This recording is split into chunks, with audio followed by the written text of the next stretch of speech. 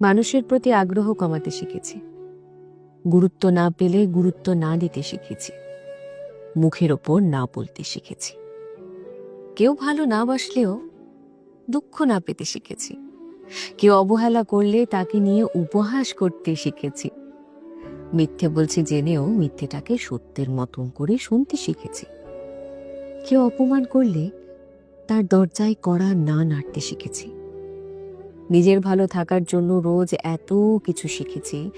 এত কিছু শেখার পর যখন কেউ অহংকারী বলে, তখন তখন তাকে পাত্তা না দিতেও শিখেছি। দিনকালের সাথে সাথে নিজেকে আপডেট করতে হয়, নিজের মুড চেঞ্জ করতে হয়, নিজেকেও ভালোবাসতে শিখতে হয়, নিজের দায়িত্ব নিজেকে নিতে হয়। কারণ দিনের শেষে স্বাবলম্বী হতে হয়। তো কে কি ভাবলো, কে কি বললো, এর থেকেও বড় কথা হচ্ছে আমি ভালো আছি কিনা এই প্রশ্নটা নিজেকে জিজ্ঞেস করা।